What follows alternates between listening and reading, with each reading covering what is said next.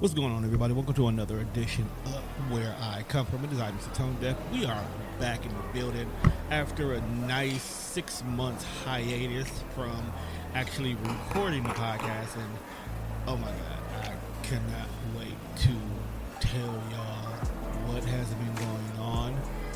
2023 was not for the week, to sum it up in a nutshell. There was a lot of things happened in regards to TDR. We grew, we fell, we stumbled, we stood tall. But all in all, it was 100% a learning experience. It will definitely not be a year that I will forget. And it really has just set me up to look at what's going to happen in 2023 with like wide open eyes. And what better way to be able to go ahead and kick off the new year is by getting back to my solo pod, which is kind of like my therapy at the same time. Where I come from, where the only requirement is to be where I come from. I am excited about this particular episode because everybody takes breaks at the end of the year. So when a lot of the podcasts that I am a part of takes breaks, it makes it kind of hard for me to be able to have those conversations with people that I know who know how to have grown conversations about things, especially with relationships. A lot of times relationship-based podcasts sometimes be open-ended, a lot of finger pointing, a lot of he said, she said, but women do this and men do that. So when you're able to actually have genuine conversations with people with open-minded thoughts and literally want to get to the root of problems, it is so refreshing. And this week I was actually joined by a young lady who really did that. The reason why I'm doing this unconventional entrance than my typical introducing my guest as we sit right across from each other is we started talking just regular conversation prior to before we were even done setting up for the show. That the conversation was starting to get good, that I had to just stop in the middle of the conversation and just turn the mic on. So I'm doing this just to lead into it. So I was actually joined today by Dezi Rae, Dezi Lynn, Dezi Grant. It all depends on how you know her. From Beyond Fearless LLC. She recently did an episode with Minding My Own podcast that kind of cultivated the conversation that we ended up having. So check this out. Tell me what you guys think about it. I am back, so you're going to get more from me. Be on the lookout for the Fear of Flying series that I definitely have to dive into because, like I said, once again, 2023 was no fun. So check it out, people. Peace. You asked the question, and I thought it was a regular question, and next thing you know, it turned into the topic. It's cool. Look, go right ahead. What kind of woman, thinking about the successful black man who has did everything he needed to do to get out the hood, right? Mm-hmm. He went to college, he earned his money, he got, what type of woman with that type of caliber of a black man who came from nothing, what type of woman does he look for? You want to hear something funny? That type of man doesn't look for his woman. I'm listening for the joke. No, there is no joke. Oh. That type of man doesn't look for the woman. See, because he already knows that he has become what's now being proverbially known as the high value man. I know you hate that word because I hate using that phrase as well, too. I don't even hate that word. It's just the concept that comes with it. That concept that comes with it, okay? Think about it. He has now successfully reached the plateau that he is now able to pick and choose whatever he wants. He can move in any space and place that he wants to because he now holds a level of success and respect in those spaces. 6 figures, college degree, definitely has a lot of connections that can get him where he needs to be at. So the question then becomes, it's not that he needs to look for a woman. He needs to make sure that woman is remotely close to his level, if not higher. Okay. So you're looking at the guy who, unless the love of his life is back at home on 10th and Monarchy, where he's from, his mate is not going to be anywhere near where he used to be. Okay. Understandable. Okay. So the question is, who is she? Who is she? And where is she? And how does he choose her? And even what does it look like when he pursues her? Does he pursue her? Or because he's privileged? I like that word. Does he force her? Not force, but just does he require her to come to him? She usually requires her to come to him. And what does that look like? What does that look like? This is a loaded question. And I asked about 5 in 1, so you take your time. It's loaded. It's loaded. You got a drink? I need some wine. I wish you would have told me. I probably would have stopped at the liquor store across the street. What does that look like for him? Number one, she should be somewhere remotely close to the same level he's at. Okay? You should not want someone who is a project. Just as much as a woman should not want a man who strictly only has potential. You got to have drive with it. I have the potential to go buy a nice car, but if I don't know how to drive that car has no value to us. Okay? And that's just it. So he should definitely be looking for a woman who is somewhere remotely close to, if not equal to, what he is. In what area? Truth be told, emotionally, mentally, socially. And the reason why I say socially, because if you don't know how to move in the same spaces I move in, you could be a problem. You know what I'm saying? Like, you are a successful woman.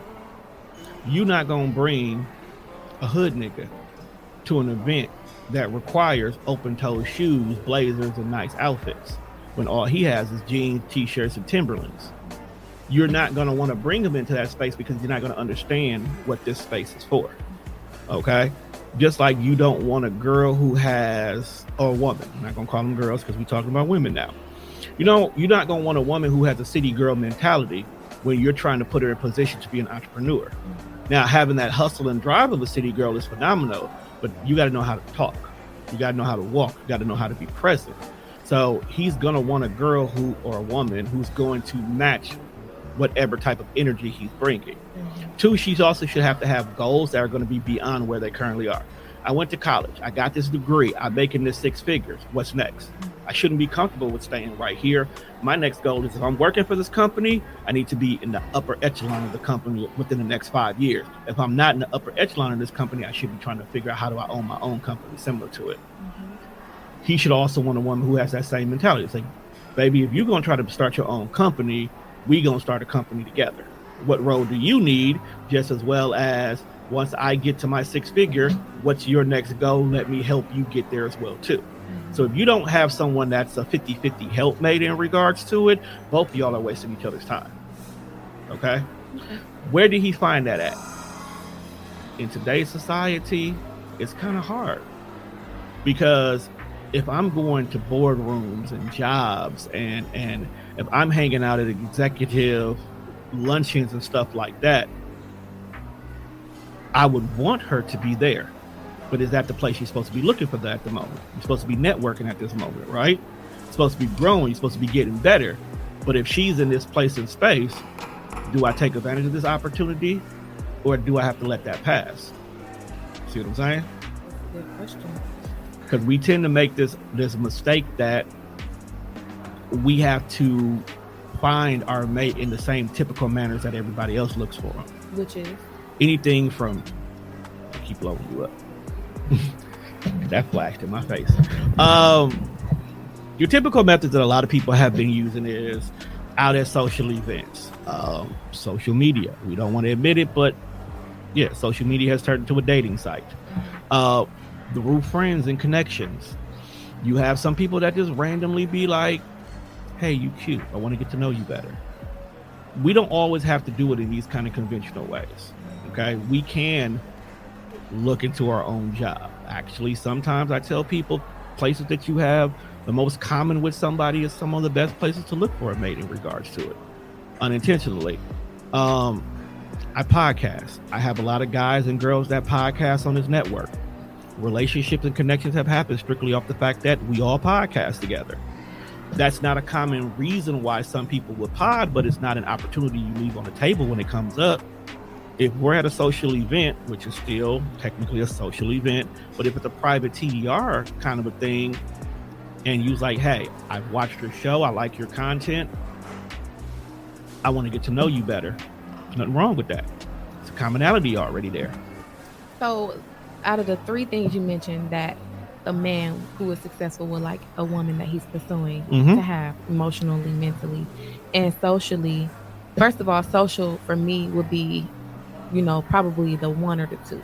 Okay. The one or the two options, because for one, I feel like men are just less mentally and emotionally mature than women. And if we're talking about educated people, like you got all kind of sorts of people, you got people who are immature, and you got your little rats, and you got your whatever else. But when we're talking about educated people, you would assume that a man of such caliber will have emotional intelligence. But sometimes it doesn't happen. And so that's why social is first, because at least if you're looking for a woman who's going to be on the same caliber, socially she'll be there. Maybe not emotionally, but socially. Right. So that's why that would be my number one. But I also noticed that you didn't mention financial. Okay. And so when a man is looking for a woman, is he not paying attention to her financial status as far as like who's equally yoked? You know what I mean? I want to say no, because here's the thing. If I'm already looking for you in the same places and spaces that I am, and we already have that same educational value in regards to it, our social spaces are similar in regards to it as well too. 9 out of 10, I'm gonna automatically assume your finances is somewhere of a respectable level. You should be an independent woman, not the kind that don't need nobody, but you should be able to have your own place, your own crib, your own car. You should be able to take care of yourself if I was never in this place to begin with. So I shouldn't really care about what you bring to the table financially, because I should have my shit together and you should have your shit together anyway. So at the end of the day, the only time we should care about finances is if we ever decide to come together and be something together. Other than that, your money that you bring should not matter. You can make more than me, you can make less than me, as long as you're responsible with what you have. If you bring home a check and 2/3 of it is spent on anything but responsibilities, now we got to question what your value is. Because when you find out what I have, are you looking at me to be your backup plan, or am I just something that helps on to it? Because if your bills are 2-3 months behind, but you done got this new outfit to go out this weekend because there's this big event going on, come on now, let's get some priorities together. Okay. And so in a situation where I agree with you, let's just put that out there, I agree 100%. And I noticed that doesn't always happen. Like, of course, a woman or a man could be struggling financially and they will start dating. Like, it's probably not a good idea, because for one, if you are not looking for someone who is equally yoked, that means that you're looking to benefit from their finances, which is, I get it. Like, I totally understand, especially as a woman, because we're under the impression that you're supposed to take care of us. You're supposed to, that's your job. But it puts a strain on the relationship. I think it puts a strain on the relationship. And also, it confuses things when it comes to actually dating. If we're out in public, we're going to a restaurant, you know, who picks up the bill? It's you, right? And how do you, I'm just saying, this is not like the rule. I'm just saying unspoken rule, and the things that kind of get us into these kind of arguments is that we don't have a clear understanding of, you're the man, it's your job to take me out type of thing, versus if we are meeting and we're equally yoked, I shouldn't have to pick up the tab every time. Okay. Because you got it. We got it. You got it. I got it. Let's be fair on how we doing it. I 100% financially agree. We're confused. Let's just put it out there. Financially, we are confused, because financially it's never a conversation that is had about what that's supposed to look like for dating. Somewhere along the line, over the course of the last 20 years, dating has become transactional. Okay. It's what can I give you to get what I want in regards to that? Or what are you giving me that you feel you deserve in return? Exactly. And because of that, what we consider the first few dates, we're using those types of thought processes to determine whether or not this can work or not. When in actuality, we haven't had the proper communication of what it looked like. Can you be broken dating? Actually, you can. I don't recommend you do it because everybody deserves happiness, and you shouldn't be wallowing in your depression by yourself simply because you live in paycheck to paycheck. You're allowed to have somebody that makes you happy. I look at it like that. But in actuality, you also have to make sure that that person that you're pursuing is not something that's outside your pay grade. Okay? A lot of women right now will tell you up front that gift giving is their love language in so many words. And is, for anybody listening, Let me rephrase that. A lot of women will tell you that gift giving is their number one love language. Okay? Because all 5 of them matter. It's the level of importance of how that order goes that makes a big difference. So a lot of them are definitely all about showering me with gifts and publicly showing that you have these feelings for me, and leave with something monetary for me. That way I know it's serious, even though they may not be serious. Okay, I have a question about that. So if as a man, maybe not you, maybe not, the majority of men, but if as a man, your pride and joy comes from you working and earning your money. Mm-hmm. A lot of men have value in what they make. Mm-hmm. Why wouldn't? So if that's your value, why can't a woman's value be to receive that? It can be. But at the same time, if we are, with the help of music, society has made it be that it is wrong to give unless you get something in return. Okay? Let's just say me and you are dating. I'm only using this as a scenario for our conversation. And I'm out. I know what your favorite color is. I know what kind of food you like. I know all these different things about you. And just because I'm out and about, I buy it for you. I get it for you. I see this t-shirt. I see these pair of pumps. I see these leggings that you like. I see this blazer that's dope as fuck. I go and copy the latest copy of Call of Duty because when I'm up late at night, I probably want to play on the game with you, or whatever the case may be. I get things that insinuate I paid attention to you. You go and you put it on social media and you show the appreciation of your gift. Okay? What a lot of women are doing that's causing men to be like, whoa, is because, one, you're not doing it while you're recognizing the person who got it for you. Because we're in the dating phase now, and some odd reason, somewhere along the line, someone told people, date as many people as you want. So you don't want to lose your prospects or your roster by saying, Antonio bought me these shoes, or he bought me these pants, or he bought me this shirt, to show that he paid attention to what you like. I put effort in the gift I gave you, and I'm proud that I gave this gift to you because this is my token of appreciation for you being the person I'm interested in at this moment. Okay? And because of this, you've gone ahead and you posted it, but one, I didn't get any recognition for it. I may not be the person that's looking for it, but after so many times of this happening, we're like, yo, you showing that you're getting all this stuff, but where's the photos of me and you? Or I'm showing the appreciation of you. You're not feeling me like this. You're accepting every single gift I give you. You're thanking me. You're being nice and sweet the whole 9 yards, but you're not being mature enough to say, thank you, but I'm not interested in you in this manner.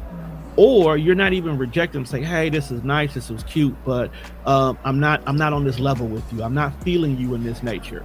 So now in this case, I'm really starting digging you because you're accepting these gifts, and I'm thinking that this is, building to something, and we're going out, or you're calling me to do things together, not realizing before you called me, you originally had a plan for somebody else, and that plan fell through. So you're living the dating scenario of date whoever you want to until somebody comes and makes you their girlfriend. But in actuality, it's not that till somebody comes and makes you the girlfriend. It's until the guy that you want to be your boyfriend makes you their girlfriend. Meanwhile, this guy over here is putting in all the effort and doing all the right things based on what it's supposed to be, because that's how he's giving and you're taking. So now all of a sudden he wakes up one day. Your story now is about this date you went on with some guy in Chicago. Now we're seeing, now a face is being recognized, but it's not you. It's you, not you. So now it's like, what the fuck?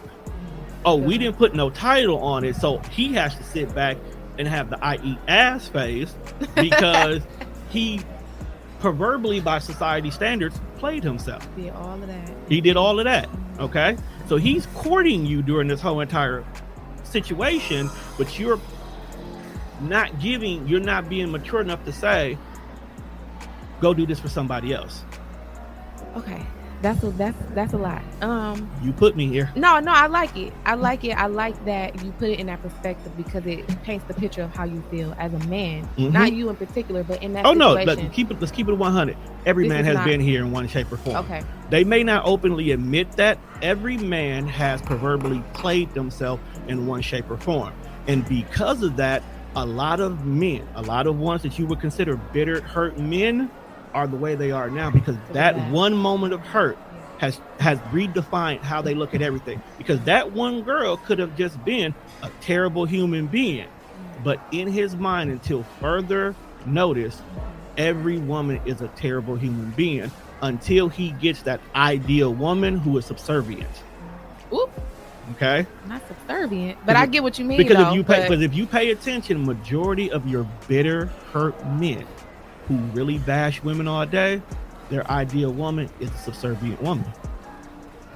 All right, so let's unpack that. First of all, your date is not going. You keep this. So I was talking to my friend even before I got here, so this is part of the continuation. Okay. First of all, I want to express my. I almost want to be like, I'm sorry that y'all have had to go through that. Oh, don't get it twisted. That level of accountability right there, if done by any woman to those men, could heal every last one of the situation. Really? A lot of times women will not apologize for what they've done. Even in relationships. It's been said a lot of times where y'all know y'all was wrong in whatever y'all did. Whether y'all took it to the extreme, you did something that you knew would affect him in a negative way, or you just simply did some fucked up shit to him. So I want to just interject real quick, because I don't think that in some cases, women who receive gifts, women who say yes, women who go on the dates and then they choose other people are not wrong. I didn't say they were not wrong. And so not that you're saying that they're wrong, but the ability for the apology, which I feel like is required for us to heal, it has to be a level of accountability. Like you said, said we need to hold ourselves accountable. But if there is no understanding or no, like, I can see that I did something wrong that hurt you. I can see that my actions of taking that gift or not telling you what I feel up front, I can see how that hurts you. I'm sorry. I don't think that conversation is being had. I don't think that the conversation of, hey, I'm buying you this gift because I like you. Right. And I want you to be my girlfriend. So even if you say no now, just know that me doing this is headed there. That's what I want. You're the only one. Those conversations aren't had anymore. Those are conversations not had, period. On both ends. We are dating until we find. It's not like, oh, I see you, I like you, you mine. Until further notice. It's like, okay, I like you, I like you, I like you, and I like you. Now I'm gonna see which one gonna win in the end. That's the game that we're playing. Right. And that's why I say somewhere along the line society said date them all until they step up. But what's happening is you're not giving certain situations a fair chance to develop properly. If I'm dating you and then I'm dating this girl over here, I'm dating the lady at the tacos stand, I'm dating the lady at my job, I'm not giving any of y'all an opportunity to truly grow and learn how each other is, because there is something about you that you don't like. But because the taco stand lady do like it, I'm going to think it's okay to do that regardless if you don't like it or not. So I'm not treating you with enough respect. Number two, how can I truly be invested in you if someone else around me can take my attention?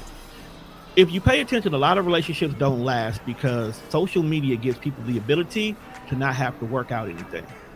I don't have to be accountable for the fact that I did not call you back last night when I jumped on the game, because somebody else who I know I could talk to don't even care about that, or they would have jumped on the game with me, or they'll argue with me, fuss with me, but then we'll be fine the next day. Whereas in you want me to be accountable and apologize for what I did because that's the right thing to do. Okay, you may be a phone caller while everybody else is texting. So I can sit here and text you all day, but because I'm not calling, even though I'm communicating with you, that's a big red flag for you. And I have to understand that means something to you. Hearing my voice means something to you. So what I'm hearing is that it's important for people to only date one person. It is very important. And I know people don't want to do that because it takes time. It's not just only takes time, but the biggest fear, because I'm a podcaster, and I'm a podcast producer. So part of my role is to help people develop topics. And I have a think tank of people I talk to on a day-to-day basis where I'll just like, hey, can I ask you a question? Some of them I have to lead with, it's for a show in order for them to answer it. They'll still answer it honestly. And one of the biggest questions I asked was, what is your biggest fear about getting into a relationship? I think I asked you too. I'm not sure. Probably did. We ain't there yet. You part of the think tank now. You learned that today. But I asked that question. And the biggest one that I heard from a lot of people was wasting of time. Because that's the one thing you can't get back. I can get money back. I can get clothes back. I can get food back. I don't want the food back. But I can get replaced. I can start anew. But I can't get my time back. So if I'm only talking to you and I'm into you and we're dating, and all of a sudden out the clear blue, babe from high school comes back that you really was always in love with, and now you done kick me to the curb because you got to give that one more chance, my time got wasted. Or you can look at it this way. There's a point in time for everybody, every human being, whether you're a man or a woman, reasons and seasons, to grow and develop. And your mind can change, your spirit, your heart can change, and it doesn't always have to be another man or another woman who pulled you from. Hey, sexuality is a spectrum. Okay, it not to say like man or woman, but the point is like I'm having fun with it. It's like it can be a lot of different things. Yeah, but I feel like at any point in time, as people, we have the right to say this is no longer working for me. Key thing, say. Today's society has been very fearful of accountability.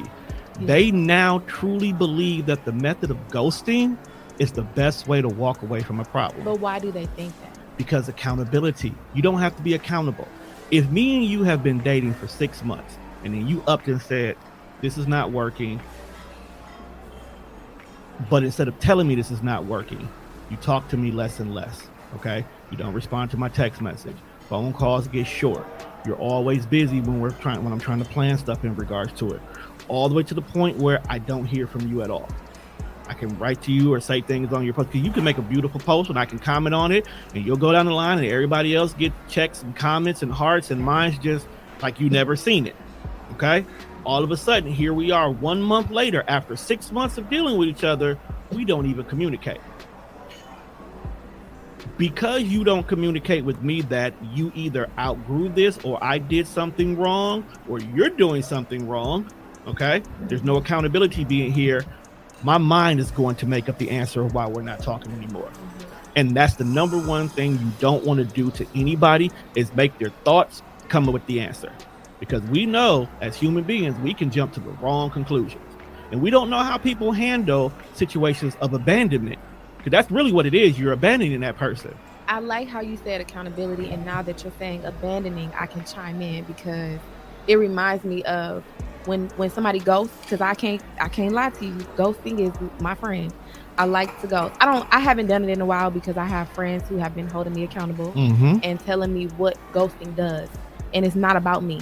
Right. Even though the act of ghosting protects me, if I'm choosing to ghost somebody, it's because I feel unsafe telling them my truth, or I feel like it's gonna have worse effects for me than it would if I just don't talk to them anymore. But here's the thing. But I know what you're finna say. You're finna say it's not about me.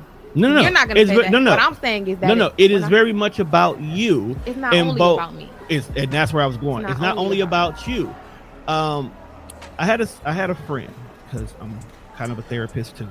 I have a friend who comes to me about a lot of things, and at this point in time, he was dating a young lady. Now, this young lady did have some baggage that was tied to her, but he was willing to accept the fact that she had baggage. His only requirement for her and what she was going through was be open, be honest, and communicate with me. No matter how raw or harsh, whatever it is that needs to come out, say that shit and let me process it, okay? Because he was mentally mature enough to know how to handle the situation, but she ghosted him, okay? And this is not the first time she does it. When she goes, she will disappear, but then once whatever she's going through, she's done with it, she'll reappear and slowly try to get his attention back through multiple avenues of communication. The very last time she did it, it irritated him.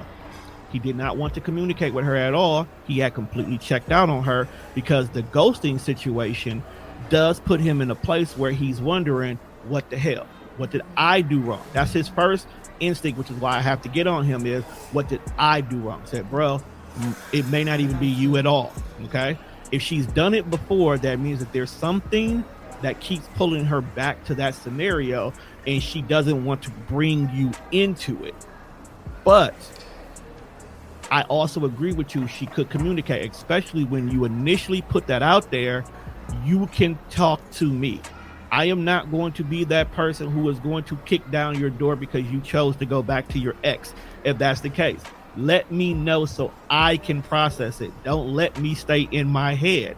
Yeah, and I think that's fair of him to put that up front like that. But we know that because people have experiences and they have their own understanding about what's safe and what's not. True. Even if he said, let me know, or tell me, I won't kick down your door, there's a possibility that she's had an experience where she did speak her truth and it was harmful or hurtful to the person who she was telling it to. True. And they got rowdy or angry or whatever, and she's had that experience. I'm sorry, but you're just a recipient of the things that I have to do to protect myself. And I don't want to hurt you, but this is what I need to do in order to protect But you. here's the thing, okay? What is different now than it was in the 80s? What's one of the biggest things? Crack. No, crack's still here, baby. This is still here. So I was born in 87. And I have no idea what you're talking about. So just Cell come on phones. with it. Okay. Cell phones, email, social media. We have the ability to communicate from far distance, way more than back then. Back then, if I want to break up with you, either I had to do it in your face, I sent a representative, or you got a letter in the mail. Those are the three ways you got broke up with. So if you don't want to put somebody else in your business, you mailed the letter. Okay? You disappeared for a while, you mailed the letter, you did the Dear John, this is not working. And that's how it went. At least you gave that individual some closure. There is no excuse this day and age. I don't care what you're going through as an individual or how much you need to protect your peace. Okay? You can send an email. You don't have to, you can block them on everything, send them an email from an email address you don't have and says, hey, what's going on? I'm sorry, this is what I have to do. That way it can be very impersonal if that's what your concern is. At the end of the day, we don't understand how much we affect the other person by making it is selfish decision. There's no softer way to say it. Protecting your peace is a selfish decision, but it's not a bad selfish decision. It's still selfish because it's only about you, but we also have to take in consideration we do affect other people. And a lot of times we don't think about that. And you create monsters this way. You create individuals who need to have closure. And because we didn't give a simple, I decided to go back to my ex, or you know what, you got A, B, C, D that goes on with you, and it's a trigger for me in regards to my past, or there's just some things that I got to work out with myself because little things are causing me to do this, or I talk to my therapist and I got to cut all these things and you just happen to be, or there's a part of my life I have to let go, and because I met you in that part of my life, unfortunately you got to go too. Something as simple as that. And it's not that hard to do. We make it hard because you are a master communicator, because you understand the concept of communication in a healthy way. You don't think it's that hard. No. And I wish it were easy for people who didn't feel like it was that hard, but it is quite complicated for the people who don't have that mentally, who don't have that emotionally, who are afraid that once I tell you my truth, yeah, you can just be like, oh, okay, I understand. You don't want to, we've been dating and I've been buying you gifts and taking you on dates for 3 years and now you just want to break up. I get that. There's going to be something that comes. But here's the thing. It's always going to be backlash regardless of every decision. Every cause has an effect. Okay. So regardless, yes, I'm not going to sit here and lie and say, if we've been dating for 6 months and then you decide to break up, I am not going to have words. Okay. What I'm saying is allow me to have the opportunity to have words. Don't just walk away, because at this point in time, you need to be accountable for the fact that you made a decision and people are affected by that decision. If a company decides that it wants to go ahead and sell itself to somebody else, do they not send a letter out to their employees to let them know the changes that are happening? They do, but they do not allow their employees to say, but I don't agree, or but this is hurting my family. You need to do something about that. But you know what they do? If they decide to sell their company, they give them the opportunity to either A, walk away, we'll give you a severance package. Sometimes if they can afford it. 2, they may even work towards saying, hey, we got these seminars and things going on that can help you find a better job. Or B, nigga, you can leave if you want to. They still give you an opportunity. Do they have say so in the decision making? No, they don't. It's either A, I sell you to this other company and you keep a job, or B, we all go broke and nobody got a job. Which one do you think I had to make a tough choice? It's still a tough choice. I'm not saying you don't have the right to make your tough choices. All I'm saying is think once you figure it out that, okay, this is what I'm gonna do, I'm not gonna talk to this person no more. It don't even have to be right away. Give yourself a week, give yourself 2 weeks, whatever. You know that you've affected this person. There is no way you can sit back and say to yourself with a straight conscious mind, unless you're just a natural born user, that you did not affect somebody else. Okay? I'm not even talking about the person who spent all the gifts. I'm even talking about the person you spent time with. We went on dates. We kicked it. We had conversations. We became friends. We know each other. We know each other. Okay? We know each other. And now all of a sudden, I'm going to go and be over here with this guy. But because I'm dating this guy now, he don't want me to have male friends. You got to tell me that. Because now my thought process is you've been talking to him the whole time. And now he said the right thing, or he touched you on the inside, and now you don't want nothing to do with me anymore. Hey, you laugh, but once you get touched on the inside, some people completely change. Okay, so we should move on from this, but I think that I agree with you when it comes to the matter of just holding yourself accountable to. That's all I ask. You're in relationship with someone that has grown to care about you, and you know that they care about you. You're not too naive or too dumb not to realize that you made that connection. I agree that the least you can do is say, this ain't working. Right. I like you, but we can't keep going. Right. Something, figure it out. Figure out what you need to say in a way that's healthy, in a way that's not going to harm him or her, and speak your piece and then move on. That's all you got to do. And if you need to block after that, then block after that. Right. Because on the other hand, I feel like because the reason why people aren't speaking their truth or they're not breaking up properly is because they are in fear. They don't feel safe to do that. Otherwise, it would just be like, oh, I don't like you. Have you ever seen that? I think it was a TikTok video or Instagram, and it was just like if everybody was honest. And the guy came, he went to pick up the girl, and she got in the car, and he was like, "Oh, you look nice." And she was like, "Oh, thank you, you smell good." And then he was like, "Oh, we about to go to such and such restaurant." And she was like, "Oh, I don't really like it in there." He was like, "Oh, well, I don't know what to tell you. You're gonna have to do something." But it was just an over exaggerated honesty. When we first meet each other, you saw right. that. There's a bunch of them out there. There's one where the girl, they get in the car, he's like, "Oh, you look good, you smell good." Hey, like, so are we going to fuck or what? Or not? You're right, like they just jump right to so it. If people felt that safe, the way that those two people felt to be able to have open and real, raw conversations like that, it wouldn't be hard for people to say, "Oh yeah, this ain't working. I'm gonna break up with you today." It would be easy, but it's not easy because people have experienced unsafe situations, or they've experienced harm that's come to them as a result of them speaking their truth. And I agree with you. That does happen, especially when it comes to women. I know it's difficult for women to walk away from situations of rejections. Even this day and age where a guy asks you for a number on the street and you clearly tell him you're not interested, you have a man. In some cases, I've seen the boyfriend not be too far and they've lost their life in regards to it, because some men are just entirely too aggressive. Completely understand, and I get that. But if you have been entertaining an individual, you should be communicating. And that's what I was getting ready to. The biggest reason why a lot of relationship or dating scenarios don't work is because people are not properly communicating. Communication is literally a lost art this day and age. Even so much that I've literally sat down and watched people have a whole conversation and just emojis. Okay. And it's cool. That's the language that you like. It works for you. But the thing I always said about emojis, text messages, stuff like that, you lose the feelings behind it, the emotions behind it. I can say, "I like you," but the way I say "I like you" verbally can hit a lot differently than I say "I like you." You're cool, But then I can be like, "But I like you though." Like just the influctuation of your voice can completely change the meaning of what you're saying to somebody, and even the way an individual feels.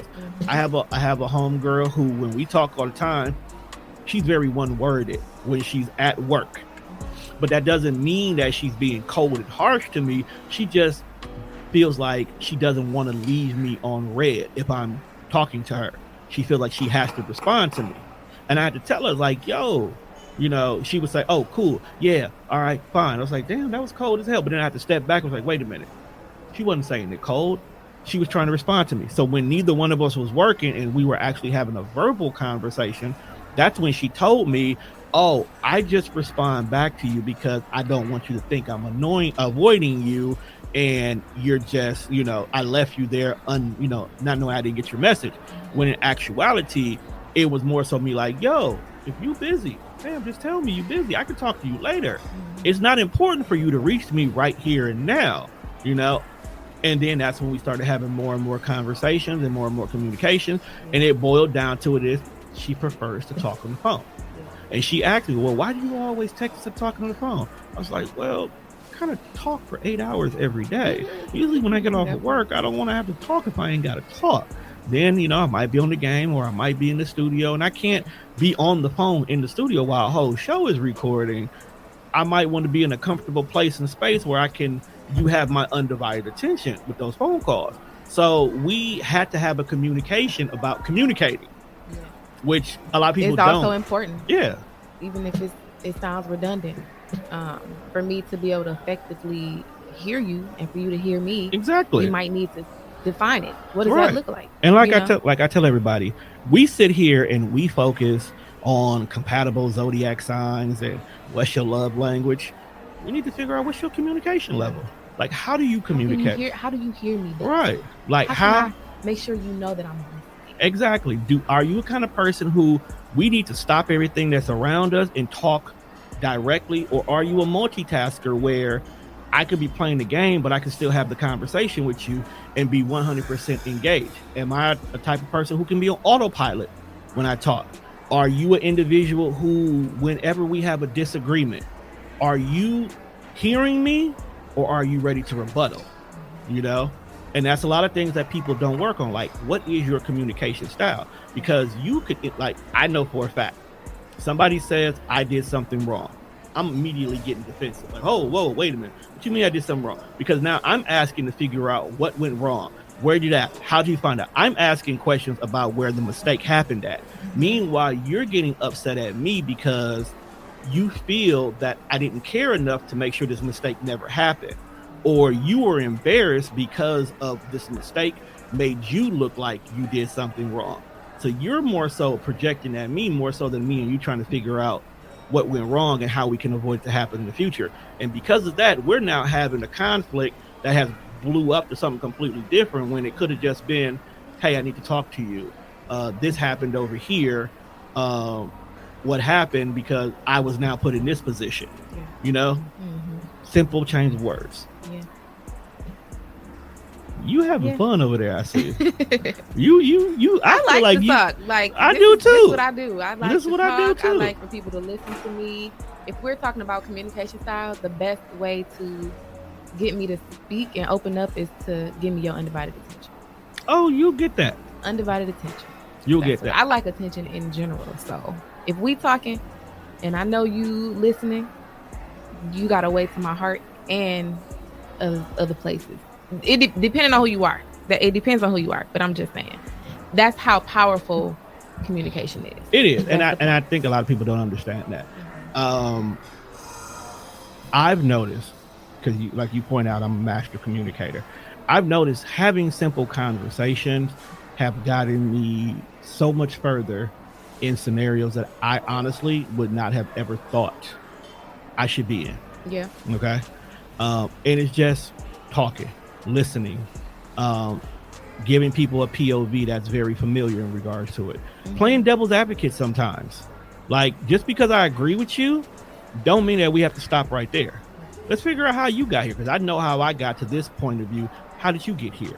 What is your story that needs to be told in regards to it and whatnot? Speaking of devil's advocate, I have a friend who loves playing devil's advocate. I don't think they call it devil's advocate, but I acknowledge that there are certain things that I say that always gets well, this is how I think of it. And it's always the opposite. And I can't figure it out. I can't figure out why there's always an opposite perspective. It's not a bad thing, but it just feels like. What's an example? What's the most recent time? You name something that'll happen. For example, let me think. See, that's how you know it's serious. It doesn't matter. It could be any topic. It's almost like it never fails. Okay. So if we talking about something, let's just say we're talking about dating, and I feel like if I'm in a bar and I'm sitting there, as a man, you're approaching me, I'm not supposed to come up to you. I don't feel comfortable doing that. I'm not saying that women don't. I'm saying I don't. Okay. And the rebuttal from the person would be, well, you missing out on your blessing, or you know, that's not how it works nowadays, or it don't even matter what. It's just always the opposite of me, and I'm just trying to figure out, like, is it a guy or a girl? A guy. Okay. People who always play devil's advocate is people who want you to broaden your narrative. A lot of times we collectively, when we talk about things, specifically dating more than anything, we always talk in generalizations because we can't pinpoint and specifically talk about certain situations if we're not the individual in that situation. I can't sit here and say women need to talk to guys when they're at the ball more often, when in actuality I might be saying, hey, if you looking for a person, sometimes you might got to come out your shell and just say, hey, what you doing? What you drinking on? You know, something simple like that. It changes based on it. You can't generalize every single situation. That's where majority of the dating arguments that occur is because we're generalizing basic stuff that you can't, you know. I can't be like, well, my wife got to cook and clean and have clothes and all this stuff folded for me when I get home, because that's not everybody's scenario. You got to be able to afford to put her in that position if you're going to require for her to be in that type of position. And why would you want a woman that just stays home all day? That's boring as hell. But there are women who would do it. They are women who would do it. Knowing that, you have to be specific about when you go and pursue your wife, that you're not going to have a whole slew of people that you can choose from, because not everybody thinks like that. It is not even that. Even those, and I can guarantee you, a lot of those who said they would do that would only do that to get into that position. After a while of doing that, boredom kicks in. Their actual personalities kick in. The way they want to be kick in. The rules and regulations that come with that kick in. And now, hold on. This is not what I signed up. Is what you said. Let me tell you. Okay, so have you ever seen the show Love and Marriage Huntsville?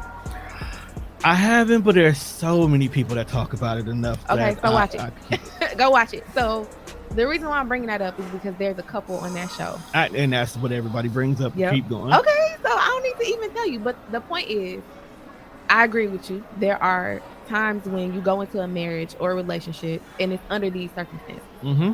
And then as time goes on, or society changes, the relationship changes, we have kids, I go to school, whatever. Things need to be tweaked and changed, exactly. And we have to be flexible and fluid with how we show up in that relationship, mm-hmm. right? But in this episode or season or show, mm-hmm. The husband was like, no, you messing everything up. I am the one who goes out. I'm the breadwinner. I'm supposed to be that man, and you're supposed to be mm-hmm. taking care of kids. And he will often like pretend like he don't know how to cook, or pretend like he don't know how to take care of the kids, or like put forth no effort toward the things that she was doing in the house. Mm-hmm. So she would have to outsource and get a nanny and get certain things, still making her do all the work, mm-hmm. while he sit back and pretend like he don't know how to do it because he can only see himself in this one role. Okay. But that's what she bought into. That's what he said. That's what you bought into. When you sat down with this man and got to the point where you said, I do, you knew what his ideology was. You knew what his thought procession was. He sold you the concept of stay-at-home wife. Once again, that's a rom-com thing that Hollywood created that is very fictitious. It was actually during another podcast, a gentleman brought up a very good point that name me anybody that does not make millions of dollars that's even living that lifestyle. Yet most of your average middle American people or women dream about having that. Yet the way society is and how financially it is difficult. The housing market is so trash right now that there's couples that get divorced but can't move out because the housing market is terrible. So the likelihood of a woman being a stay-at-home mom in this society is almost nearly impossible. Almost nearly impossible. 0.5% best. And that's even billionaires. And even they don't stay home. They got to go do something. They got to do something. So the fact that you bought into that ideology that he said, I'm going to do my part. And my part is to make sure that you don't need for anything. He's out doing his part. He's doing exactly what he's supposed to do and what you agreed upon. Now you're trying to change the rules. I don't think she was trying to change what he does. No. She was trying to change what she wants to do. So she wanted to get her realty license. She wanted to go back to school and get her degree. She wanted to do this stuff. And exactly. He said she wanted to do everything that goes against the original agreement. And what's wrong with that? In their scenario, everything. Because that's not the original contract that they signed. A marriage license, which is the only license that you don't ever have to renew. When they sat down and said, I'll marry you, but the requirement is as a man, I take care of everything. I go out and do A, B, C, D, E, F, G. And you take care of the rest, which requires you to stay in the house. I'm not saying it's not wrong, because that's basically slavery. But no, because when you get married, but you agree to it. Yes, I agree to it verbally and spiritually and however other way. Legally, you cannot get married to somebody and say this is what you're going to do. We're making vows between us. That agreement, that type of agreement, don't get put on paper. No, it don't get on paper, but that's an agreement that you make. That we make. There's also opportunity for you to null and void a contract or go back and retract it as long as both of y'all two are talking. So if I say this is not working for me anymore, you cannot force me to maintain that unless we finna get a divorce. Like you going. But that's the thing. It's at this point because they both agreed that you stay at home, I go make the bread, and that's that. Because that had to have been said in order for them to even got to this point. She agreed to it. She definitely agreed to it. But I also believe that she has the right to say this is no longer working for me as a human. as the mother of your children, I feel like I'm going to die if I stay stagnant in a house all day, every day, taking care of kids. I can't pursue my dream, my purpose. I was created on this earth just like you were. And per their agreement, the only way is divorce, and you don't get nothing because I do. You don't get nothing. You don't get nothing. That's not a breach of contract for me to say I want to go back to school. It's not a breach of a marriage. On their agreement, it's a breach of maybe our agreement. But the agreement is the contract. If we go to court and a lawyer comes to us and they say, or a judge comes to us and they say, why are we getting a divorce today? And I say, because I want to go and better my life. My husband disagrees with me. She's not going to be like, you guys can get a divorce and he's going to take everything because you're breaking your agreement. Listen to how you said. You said you made it seem like you're the victim, but at the end of the day, he could be the victim too, because his lifestyle got uprooted and changed because she wants to go do extra stuff that's outside of what they already agreed to. As you can see, he's a very one-track mind person. He is truth, and that's the problem. He's a one-track, but you knew what you got when you married him. That doesn't mean that. Hold on, hear me change. out. I didn't say they don't, but apparently he doesn't. So you knew what you got into. So you knew that the decision that you're trying to make is going to ruffle a few feathers in this scenario, and that's why it's on TV. And this is why their story is on TV. Yep. You gotta think about it. This is why their story is on TV, because it is controversial, because every individual should have the ability to have their individuality, and individuality is one of the biggest fears a lot of women have when getting in bed. Well, behind TV now, but it used to be one of the biggest reasons why a lot of women didn't want to get married, because once you get married, you kind of lose your identity in the marriage. Both of you, though. No, not really. There are certain requirements that you can't go out here and have hoes either. Oh no, you can't unless you into poly. But in our marriage, at this point, we sign a contract. We're both agreeing to be this certain type of person for the amount of time that we're married. Correct. So you're changing from who you used to be to who I need you to be, and I'm changing from who I used to be to who you need me to be. Ooh, I'm glad you said that. That's the agreement. That's the agreement. That's Stop right there. The dream of how it's supposed to work. That's the agreement, right? Stop right there. Is she not changing the agreement? She is. Is she not supposed to come into this marriage and be this particular type of person? She is. But now she doesn't want to be this particular person anymore, and that's why there's a problem. It's okay. Problems are not bad. I didn't say they weren't bad. The thing is, the problem we is should great be able TV. to come together just like we did when we decided to have kids or not. We should be able to come together and say, hey, this agreement is no longer working. Can we have a discussion? Which is what she did, which is I'm glad she did that, because now she's the co-owner. Actually, she owns most of the shares. This is where I'm at. Actually, I finished. Did I finish? Anyway, they have a multi-million-dollar company because of her. Now she has majority of the shares of their company that they both own together, because she decided to come out of her shell and do her God-given purpose. Now he has more money. I like how you threw God in there. God been in there. That may not have been her purpose. At the time they got married, her purpose was to be home. Any marriage has God in the middle. Of course, they should. As far as I'm concerned, God was there when they got married, and he's still there now if they still married. I only said that because I was being a little controversial. This is very controversial because ain't no way. See, the thing about it is, and the reason why that scenario, he's the villain at the end of the day, because there was success at the other end of it. You see what I'm saying? That same scenario, and it's TV, so they're always going to either. He's not the villain. It just no. Yeah. When you look at it from the perspective of how the story gets told, he's the villain, because if you look at it, he is. This is what we agreed upon. This is what it should be. This is where we should be at. Her growth was being stifled. We instantly gravitated towards her and her growth being stifled, because throughout our lives, we have always had someone, especially if you black, try to hold us down. That's literally our rally call. Somebody trying to hold us down. So we instantly gravitated to her, and we felt the victimness in there, and he's the villain, he's the bad guy. But every villain is not really a villain unless you understand their origin story. You see what I'm saying? So he, in his could literally feel like, but what if I did let you go out here and do this, and you blew all of our money, or you failed at this, or you go to realtor school and you in there for 3 to 4 months, and now all of a sudden you quit, and we got this huge debt that wasn't necessary when you could have just stuck to the game plan that we already had working. At the end of the day, because her story was successful, we're rooting for her now.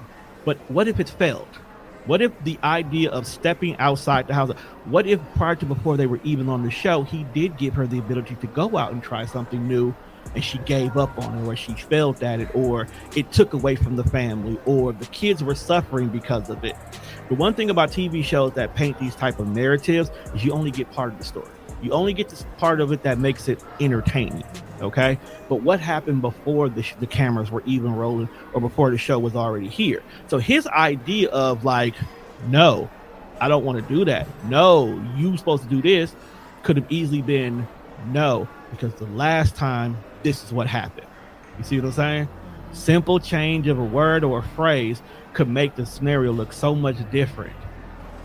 But we're rooting for her because Hollywood painted it as he's the victim. He's the villain and you're the victim.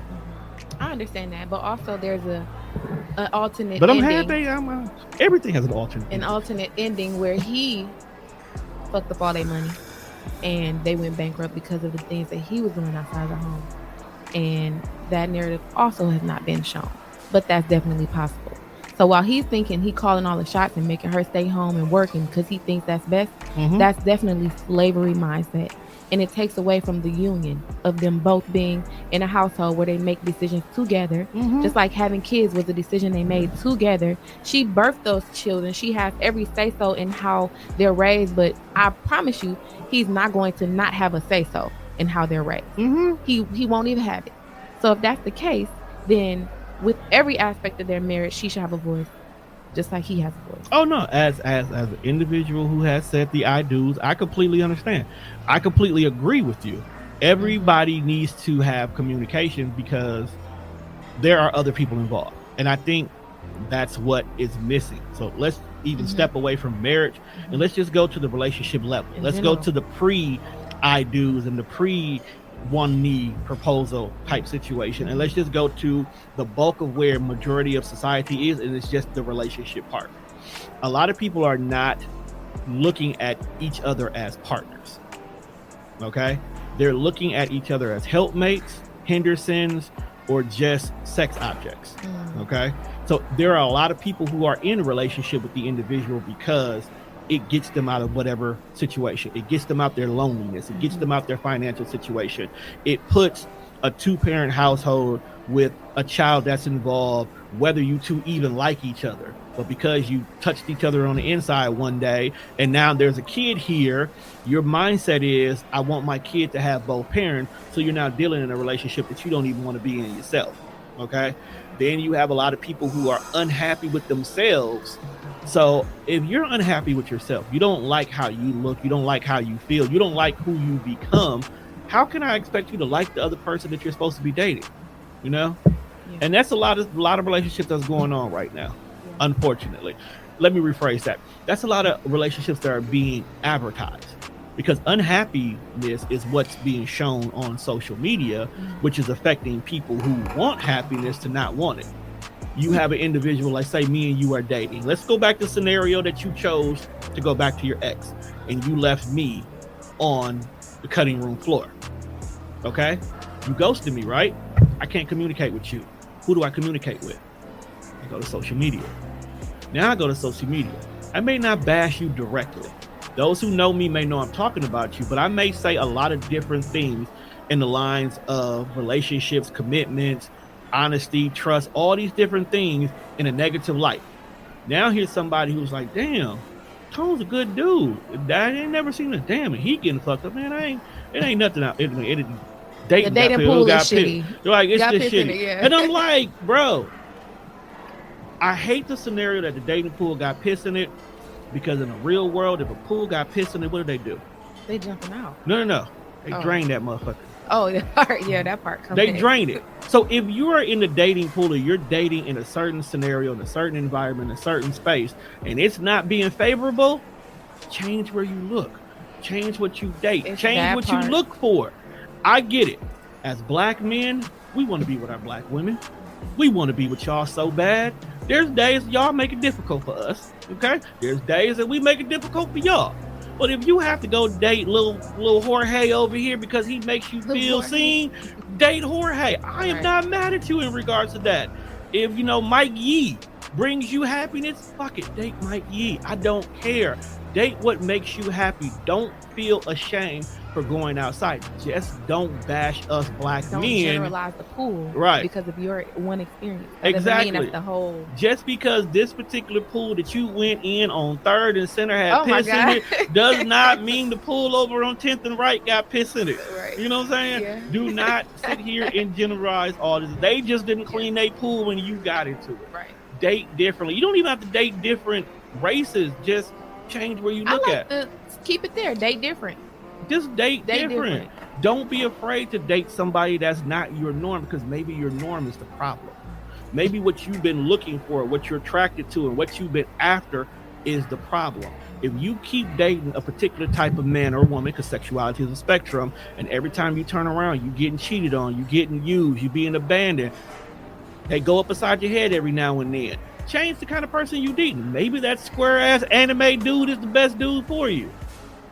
Personally, I think that when it comes time to date and change who you date and change your perspective in order to be treated better than how you were being treated, you need to change you. Of course. And I know you're probably going there, but I think this is the... Oh, this is a two-way conversation. This is the foundation to the Kool-Aid. Like, this is the main ingredient. People, the sugar? That's the only, let's call it sugar. That's the only thing, the water, sugar, and some color dye. That's really all Kool-Aid is. Exactly. That's all dating is. But we want to complicate it and say that the pool is shitty because you ain't working on yourself. True. Sugar is the main ingredient, then that means you need to treat yourself like sugar. Be respectful to yourself. Love yourself. Hug on yourself. Spend time with yourself. Speak to yourself. Let me stop you right there. What does love look like for you while dating? Because that's the biggest question that a lot of people can't answer. So we talking to personally me, because I'm not dating. Let's personally I'm personally not dating, but when I do start dating, whoever dates me. No. What does love look like for you? Like, what do I? Like, when you know that you are ready to give someone an opportunity, how do you see you? So when I meet someone and their behavior, their actions, their words don't personally affect me. Okay. So how you move about in the world, how you act, it's not a reflection on me and what I'm doing. Because I have my own set of standards. Okay. I have my own set of values that whether you're here or not, that's who I am. Okay. And so it doesn't hurt me that you're lying or cheating or, not paying for my meal. It doesn't hurt me because I'm already good where I'm at. Okay. And if I'm going to attract what I want, I have to be what I want. That's why I say love on yourself. Talk to yourself. Treat yourself how you want to be treated. You said something that is, I think a lot of people don't think. You got to treat the person like you want to be treated. Okay. And I think a lot of people are so worried about the what if that they don't know what that looks like. Like, I know so many women who want to date somebody, but they're so scared about, he's cheated on me, he's talking to somebody else, he still dealing with his baby mama, or they put so many stipulations of what could turn into a red flag that they're not enjoying the moment. I have a friend who every once in a while I send positive message to her because she has this warped mentality that why are people being nice to her? Like, you can't be nice to me unless you want something. Yeah. Sad. So when I am nice to her and I say nice things to her and I compliment her outfit or talk about her day or listen to the last conversation we have and bring back up that information with the intentions of continuing the conversation or just getting a resolution of what it was, she's not accustomed to that. So I gave her a good morning today because the last time we talked, she was having a shitty day. So I give her a little positivity to go along with that good morning. Her response is, why are you so nice to me? And I get triggered when people say that because, like, why can't I be nice? Like, why is being nice a bad thing? So I said to her in so many words, do you want me to sit here and be rude and call you a bitch? Hell no, because you better not do that because you'll be like, now you see how you just got defensive right there because of the negative behavior? Why can't you take that energy and flip it and just accept the fact that somebody's nice to you? I don't want nothing from you. We've had this conversation before and we've been friends for a mighty long time. So why are you shocked and appalled that an individual like myself is still nice to you at the same level I've always been? Oh, because usually it ends, it stops, it dries up, it goes away. And I'm like, then why not enjoy it while it's in the moment? Why worried about when the door is finally going to close instead of enjoying the breeze that's coming through the house now? Ooh. That touched your soul. I seen it. I feel for her because it's bringing up like I can literally see the hurt and the pain that she has experienced. And I'm while you're asking me, like when she said why you being so nice to me, I know where that came from. Why are you because I feel like it's gonna end. I feel like you're gonna just leave, like you being nice now, but it won't last. You just putting on a facade. I can feel where that's coming from. Right, but that's only when, and I tell her, the only time somebody puts on a facade of being the representative that a lot of women have been using lately is when they have an end goal. And when they reach their end goal, that's when, okay, I got what I wanted, I'm out of here. I've told you from the jump, I don't want nothing from you. I enjoy our friendship. My natural therapist mentality immediately gravitates to you and your hurt, and my whole goal is to heal you. So as long as you're broken, I'm probably not going to go nowhere. And even when you're healed, now we can have real conversations because you're not coming from a hurt place anymore. So I'm definitely not going nowhere. I'm not going to sit here and completely build this puzzle and not enjoy the way it looks on the table for a while. So I think, and I like that you're saying that, and I'm coming from me not being a therapist, but I'm about to tell you some things from experience. So the fact that you are validating her and you're saying there's nothing that you're going to do that's going to push me away because I see that I want to be friends with you. I want to be in your life some way or somehow. Right. I'm just letting you know as her friend, and with what she said that, you know, this ain't gonna last, or why you being nice to me, I'm trying to reject that. There's nothing, absolutely nothing that you can tell her that's going to reassure her and make her feel like you're not gonna leave eventually, because let's be honest, you will. Oh, no. You will leave because life happens. Exactly. So even if you say, I'm never going to leave you, I'm going to always be here for you, that might be true in your mind, but in her mind, you saying that doesn't help. Don't interrupt me because I wanted my thoughts to come out. I know. I'm with you. So, I just put my pencil up to let you know that I got you're going to go back to that. So you telling her that you're not going to leave or you're not going to be mean to her or none of that stuff, it means absolutely nothing in as far as her healing. What she needs to know is who she is without you. She needs to keep it in her mind that you might leave her. But what are you going to do about it? What does that mean? What happens if everybody in all of your family, all of your friendships, all of your social people, what happens if it's only you? Then what? That's where she needs to get to. Because as long as she, in her mind, keep depending on other people, not even depending on them, but having these people come in and out of her life and expecting them to either disappoint her by being there and being genuine and nice, or leaving her by herself, it's always going to be somebody, some human being in her life that's going to disappoint her in that way, in some way, anyway, because she doesn't know who she is. She doesn't feel comfortable in who she is, and that's where the healing starts. I'm only because literally this was the conversation today. Even though, like I said, I'm a friend, I don't want nothing from you and in that nature, and I'm still a friend. I also reassure her that you can't also cling on to scenarios and situations because it feels good as well too. Seasons and reasons is the phrase I always use. People are there for a season, I mean they're only there for a moment in time, or they're only there for a reason in that moment in time. But at the end of the day, everybody goes. Whether someone moves on to something else in their lives, someone has to be removed to better yourself in regards to it, or God says, yo, I need you in a different, time frame. You're gonna eventually move away from the people. But at the end of the day, the biggest thing is enjoy what that moment is. So even if I talk to you all day for 48 hours and you don't hear from me for 3 days because life got the life in, don't be wondering why you're not hearing me for them 3 days. Enjoy those 48 hours we did spend together, because that's what's going to hold on to the memory that before you know it, them 3 days have passed already. And then we're talking again. Or communication is also a two-way street. So I have a different way of thinking. So I hear you saying, while I am here, and being genuine. Enjoy that. I agree 100%. I feel like that goes with even people who are dating. My friend said the same thing to me. Like, we might not be married at the end of this. We might just be talking and we just might be friends and then we be nothing. But in that time, what good happened? What did you enjoy? What did you love? What did you know what I mean? But people who are in places where she is, those moments, even though you think she can enjoy them, she can't. I know she can't. She can't enjoy them. In fact, for me, the best thing for her to do is to take time away. Get away from the people who are doing good by her, because in fact, she's going to damage those. She's going to damage herself, and she's going to damage those people. So because as much as you're giving her, you're pouring. She's not. There's no cup. And if it is a cup, it got holes in it. She's not receiving it. So there is no enjoyment. It's just going through her. It's not even being received.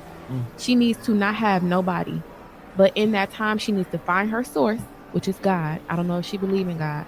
She needs to find her source. That's a whole conversation. It is. It's a whole. But that's where her healing starts. I hope she's listening, because that's going to be where her healing starts. She needs to find her source. Whatever the thing is that created her. What created you? God created you. And the only reason why I'm saying God and going all spiritual is because that's where it starts. That's the initial place of who am I? Who am I? I feel bad for her. Tell her to call me. Tell her to call me. Give her my social media, because I'm just what it sounds like. I'm not saying she's gonna go jump off the bridge, but that's not a good place to be. It's not a good place to be, and I think that thought right there is part of the reason why I do communicate with her, because I've had people in my past who opted for the easy way out, to say it nicely, when a simple bro, we got you, fam, could have changed everything. So I think I take an unnecessary crusade, and I think that's where my therapy background really kicked in, because we have so many people that are openly honest about their level of depression. We know that in the Black community, specifically with Black men, our mental health is shit. Then you take the ideology that a man is supposed to be a man, so a lot of things of the emotional spectrum is not even supposed to be shown, where we have so many men that are internally at war with themselves on a day-to-day basis because they don't know how they're supposed to react. Then for some odd reason, this current generation is really on this sissified kick that just doing almost anything as a man is suspect, or it's gay, or it's soft, or like. So you got boys who, first of all, have not had proper male guidance even coming up, who are now trying to figure out how to be a man, unfortunately, from the same ignorant friends they hang around every day. They're learning life through TVs, movies, porn, unfortunately. And then when they're trying to go out here and date, they're being told by even the same women in their categories that some of the things that they're doing is not even acceptable by them. So we have a constant state of confusion going on in this dating world, that at the end of the day, dating needs to just be reset. Somebody needs to go to the top of a mountain with some tablets, with some dating commandments, and basically just say, here, follow these 10 rules. This is what dating looks like now. Because it's so many unnecessary variables that are being spewed on social media on a day-to-day basis, that people every single day get more and more confused with what dating is supposed to look like. You don't even know what dating is supposed to look like. I know what it looks like for me. Exactly. Okay. And that's a variable. That's one of the variables that you're talking about. Right. It is what I know what it's supposed to look like for me. So because I know what it's supposed to look like for me, I'm not putting myself in a state of constant what the fuck, because if you're not, I hate using this phrase, but it tends to work. If you're not checking the boxes that I have set aside as what's a requirement for me in the dating phase, because a lot of people get dating and courting mixed up. So in the dating, let's talk about what the difference between those two. But after you talk about your check boxes. So in the dating phases, I have simplistic boxes that need to be checked. The simple communication, simple compatibility, simple, do you keep me entertained? Am I attracted to you both mentally and physically? Okay? Because I could be attracted to you physically and 3 days later, I'm like, what the hell? I'm a Sagittarius. We check in and check out very easily. How does that work? and that's, I'm dead. I thought you was going to say mentally, because people put on their representatives. No, and that's the thing. You look smart, but you it's sound not smart, but then 3 days later, you just like. But is not the physical a representative as well, too? We were having a conversation, and I asked you about the heels and the sneakers, right? Mm-hmm. And then you turned around, you asked me the same question, and I told you I like heels. And I gave you an outfit that matches that. I was like, ooh, you wear this, you got me. So let's say that's how you come for the very first date, right? Mm-hmm. Then the next time I see you in sweats, but the way you look in sweats is not as appealing to me as the way you look in heels, jeans, blazer, and a nice blouse. So your physical appearance, you're talking about what we wearing? No, wear and look the whole 9 yards. So not like having a whole bunch of makeup on. That you come that plays a factor too. That's a catfishing right there. That's the whole, but that can also play a factor too, because I love a natural looking look. Okay, you can wear makeup because if that's what you like, that's your thing. But if you have to depend on it to create your image, then that's when it becomes a little problematic for me, because one, I'm a hugger. The last thing I need is your face all over my shirt. Okay, number one. Number two, I'm going to ask you, why are you always putting makeup on?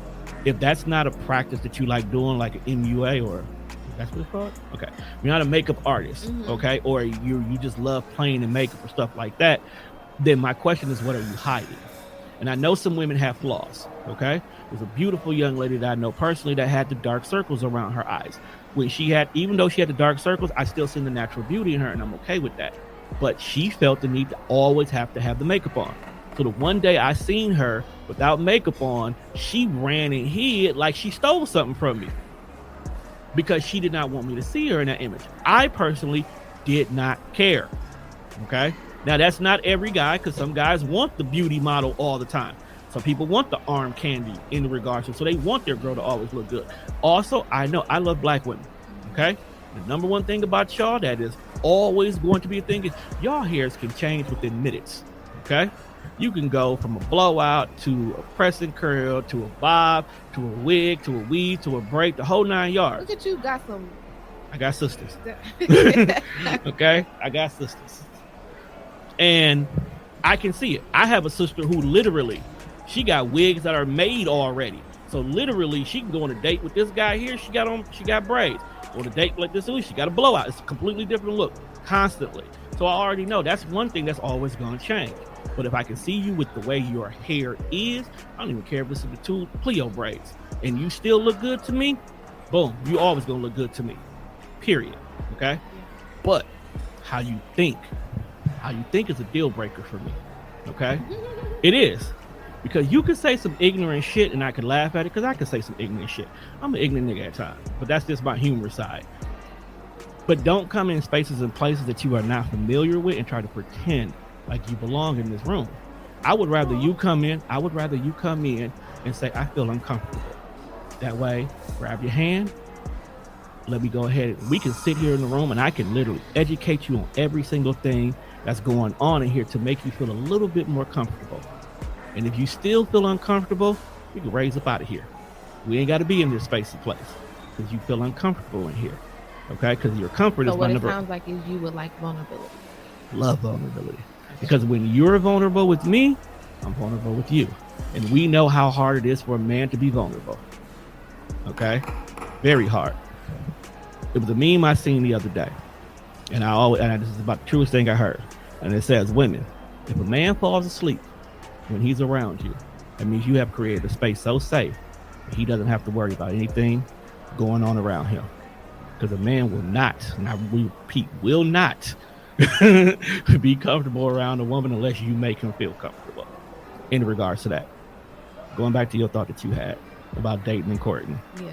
Those are two different things. And somehow, some way, we've combined the two. And this is why we have so many issues. Dating is really exactly what it is. It's just getting to know you. That's why when they say date everybody, yes, date everybody, because literally you're just getting to know you. We can go out for coffee. We can go out for drinks. Your first 2 dates that you ever go without anybody, that's a date. Okay? Within those first 2 dates, you should be getting to know this person. So I guess I am dating. You are dating. That's why I had to correct you. You are dating. It's not like, but yep, keep going. It's supposed to be just getting to know that person. You need to find out whether or not you're compatible, and whether or not this individual is a friend, an associate, or a potential. Those are what those 3 falls into. A lot of them think that the minute you say dating and you've done something above just those 3 things. We date and we go together. Exactly. Because a lot of people don't want to waste time. Yeah. So they're literally jumping the courting phase and going right to relationship. Courting, or what's also now being used as dating exclusively, is literally when you have decided that this individual is who's getting your time and attention. You are now getting the capability of getting the intimate side of me, okay? Because you've already sorted the friends out. You put the associates where they are, and those cats on the block list, you earned that, okay? But now this is the individual who's getting the intimate side of you. They're getting to know you. They're getting to see the vulnerability of you. Now that you've been vulnerable, this individual has, like you said, your undivided attention. In the courting phase is when you can make the decision of whether or not you want to be physical. Okay? You can give a kiss and a hug in the dating phase. You touching insides, technically courting, my guy. Okay? Here we go with this. I don't know why every time I think I touch my inside. That's exactly where I got it from. Just the thought of just looking like, ooh. That's where I got it from. But plus it's funny. Yeah. Because the way me and you were introduced to each other, it was all about using the actual words to have people understand what it means. And I go completely away from using the words on purpose. Because, I mean, I got other shows where I say the words with ease. My show, be gentle with it. I want executives to be able to listen to it.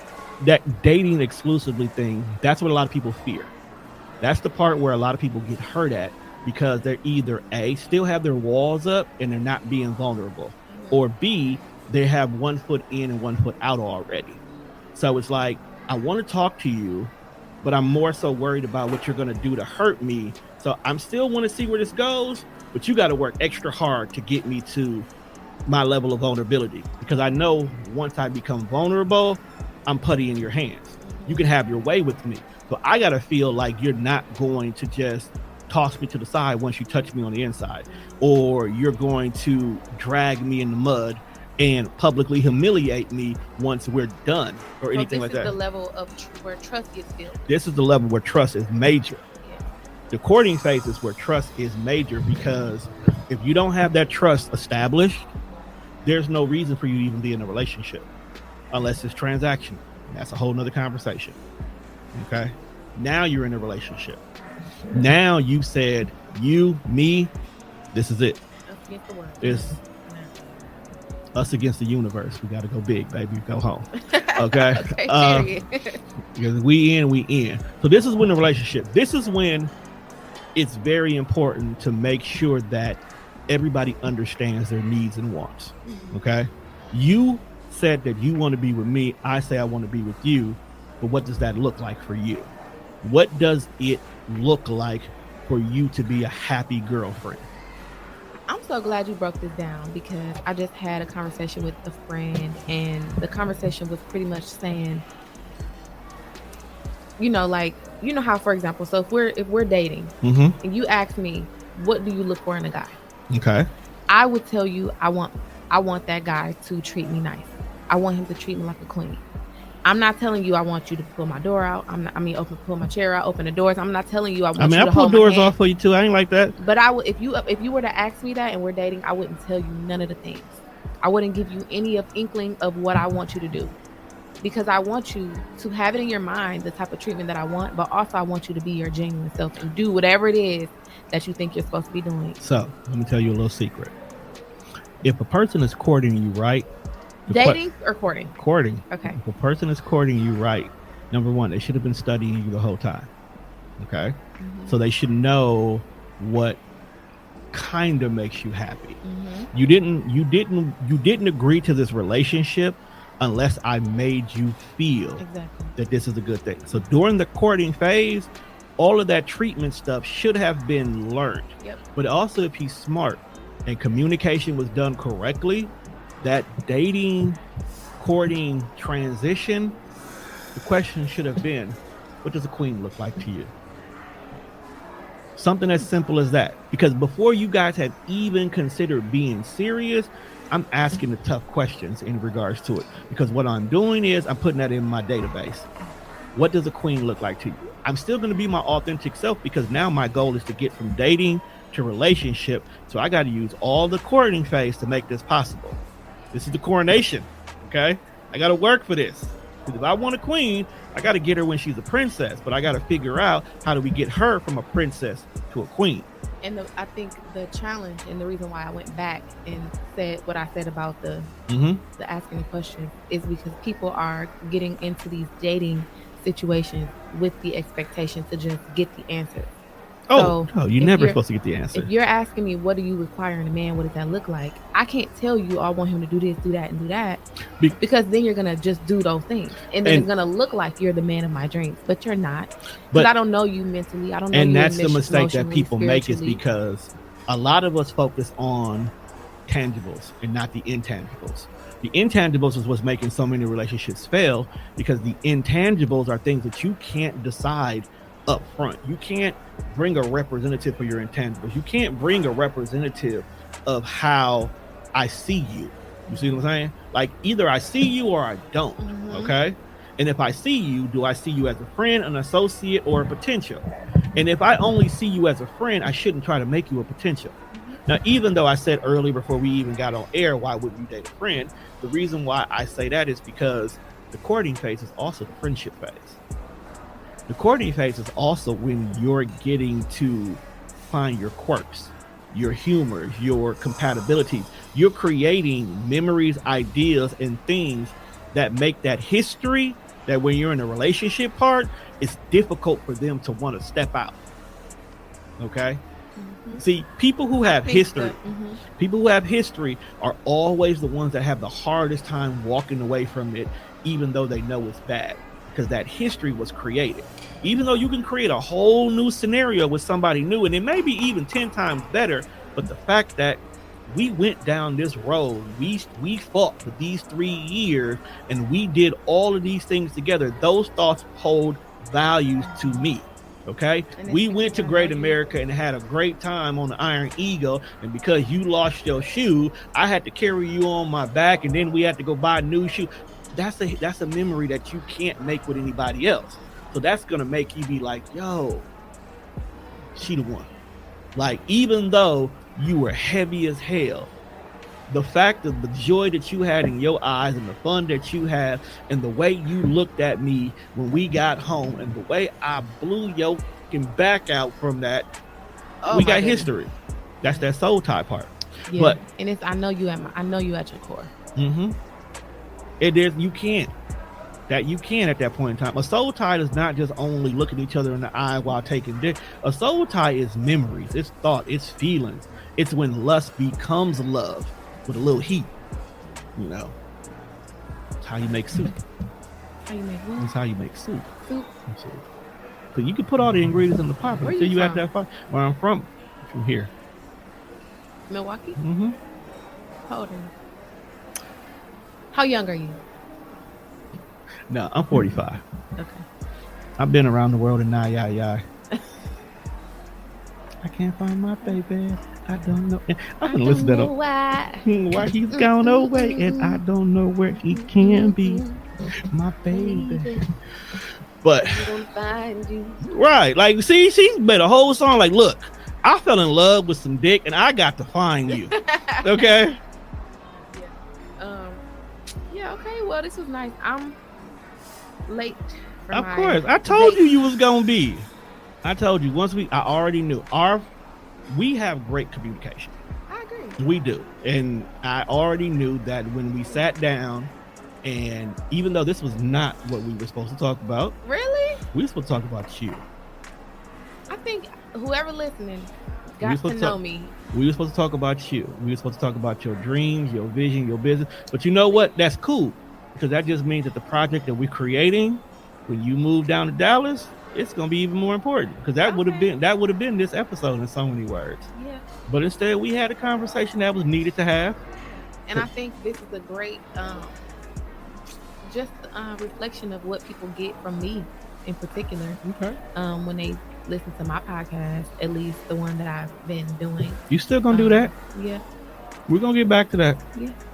Okay. I'm about to talk to Mwanje about that though, but we're gonna get back to that. Yeah, because I would not want. Listen, you know how when the saints go from one church to the next church, you got to talk to the pastor before you go and leave the church. I don't know if I 100% believe in that process, because my spiritual growth is not determined by a man or his feelings of me being a part of his church or woman or whoever. I believe that it's my decision. If you got married, could you be okay with you and your husband being in two different churches? Yeah. What about two different denominations? So I'm non-denominational for the most part. I have a Christian mentality, upbringing, and foundation that I hold dear to.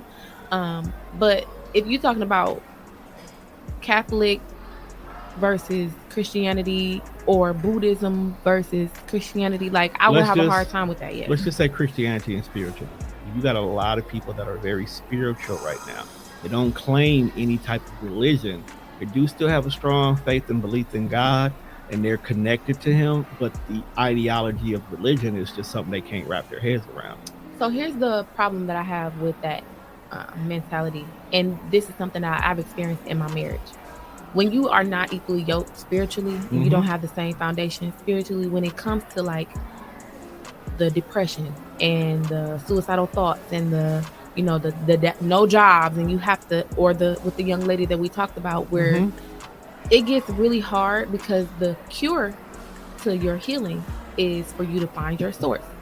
And if I'm not saying that your source is better or mine is better, but it becomes a communication deficit when I call on my source. I know what to do. I know how to get how to connect with him, God. I know what to pray. I know to worship. I know to connect with the people of the body of Christ. I know to do those things in order to heal me. And you are just over there hugging a tree, and you don't know how to work with me to heal me, and it becomes a problem. Hey, but what if that tree is helping you? It's helping them, but it's not helping me. We're married. You need to be able to heal me. I need to be able to pray for you to heal you. You know what I mean? Like, it needs to be on one accord. See, you starting to go down another conversation. It needs to be.